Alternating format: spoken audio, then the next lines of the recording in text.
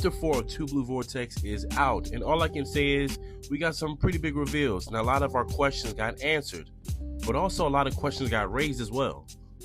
My name is Naga, one of the chief producers over here at Anime Scope, and today we will discuss the leaks of Chapter 4 of Two Blue Vortex of Boruto. But before we get into it, if you like the content so far, please leave a like, comment, and subscribe. It helps us out a ton in the algorithm, and we can continue to keep on giving you top-notch content.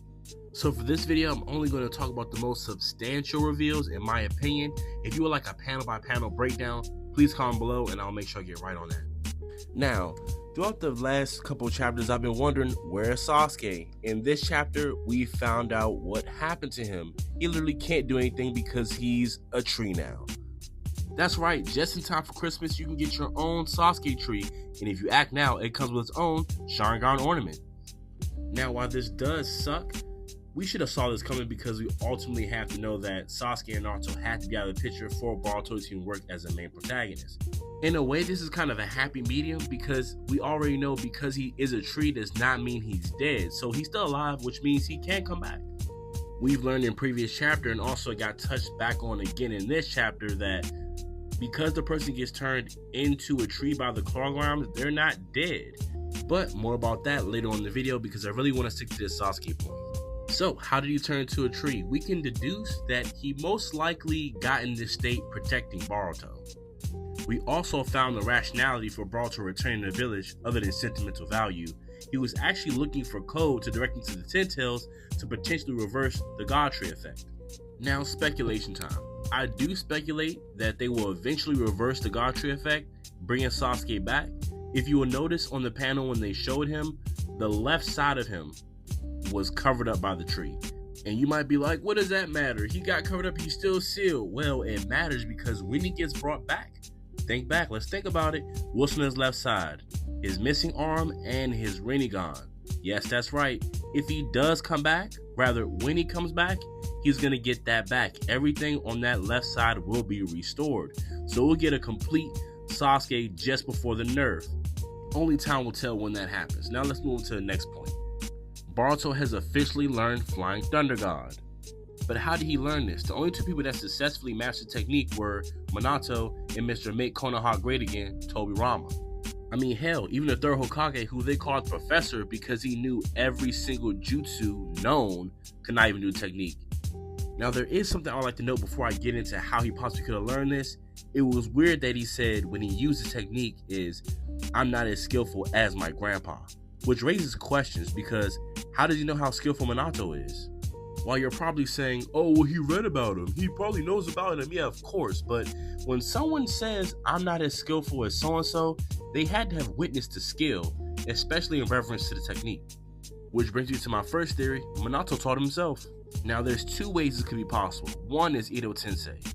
Now, I do think it's far-fetched, but it's also very plausible that Sasuke does know how to do the Ito Tensei.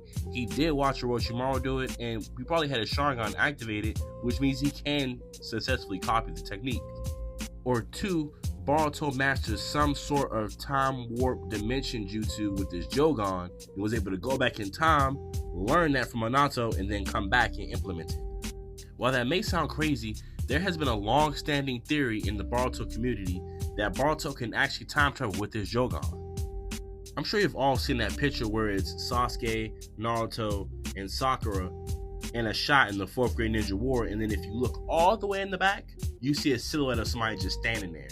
Yeah, that was a theory that's Boruto, and he actually time traveled to actually witness that event. The next theory is that Orochimaru taught him. Orochimaru, through his long life and long career of snatching up kids and stealing their bodies, was on a quest for immortality. So that way he had enough time to master every single jutsu known to man. Did he accomplish it? I don't know. But do I think he came across Flying Raijin? Great possibility. Comment below what you think about these theories, and also where do you think he learned FTG from? And now our next reveal. And that is Boruto is being mentored by Kashin Koji. Yes. So it seems like during a little time skip, Kashin Koji got involved somewhere along the fact. I don't know if that was after Sasuke's sealing or before Sasuke's sealing, but now we have Kashin Koji in the picture. Now, why did I assume that everybody knew this or had an inkling of this? We saw him using toads. Now, with Boruto out of the picture, there's nobody else to take him to Mount Moyobuku except for Kashin Koji, because he's the clone of Jiraiya. Now, this raises a lot of questions. What else did he teach him? Did he learn Sage Mode? Did he actually go to Mount Moyobuku? The questions keep piling on. But with all these questions popping up, we do have some very valuable answers. This brings me to the next point that I touched on lightly earlier in the video, and that's the claw grounds. Since they appear, we have infinite questions about what they are, how they came to be, and what are their purpose. While we didn't find out everything, we found out one of the most important questions. We learned that when a claw ground bites someone, while technically they are still alive, they become a mini god tree. After that, a duplicate is made of them, of the original, and has the original person's abilities, knowledge, and independent thinking. We know this because we know definitely two characters who have been turned into god trees who have now been manifested into clones of themselves. The two I'm talking about are Sasuke and Bug. Now, in this chapter, we saw a Sasuke claw ground who turned his arm into a sword and also utilized Chidori, which Boruto was easily able to nullify. And Bug, who is virtually powerless against, well, anybody. But now that we see with this massive bump of him being a special claw ground, he is easily able to counter Boruto and push him back. So that means baseline special claw grounds are enough to rival Boruto, Kawaki, and even Code. Now, before I state this last reveal, I'm going to ask you to please like and subscribe if you enjoyed the content thus far, and also if you enjoyed the content that's on the page. It will definitely help us out a bunch in the algorithm. Now, this next reveal comes from the Mohawk Otsutsuki claw ground. He was levitating and explaining that the god tree not only takes chakra from all living beings on the planet, it also takes the chakra from those who died on this planet. This actually explains why the Otsutsuki are coming in droves seeking out Earth, because if you remember, Shibai, the Otsutsuki god, died on this planet. So in proxy, anyone who consumes a chakra fruit from Earth also gets the power of Shibai, aka the Otsutsuki god. We found out a bunch in this chapter, but also got a lot more questions. Now, in my honest opinion, I do believe that Boruto 2 Blue Vortex is really shaping up to be a really good manga. I can't wait to see it get adapted into the anime, and I also cannot wait for more reveals.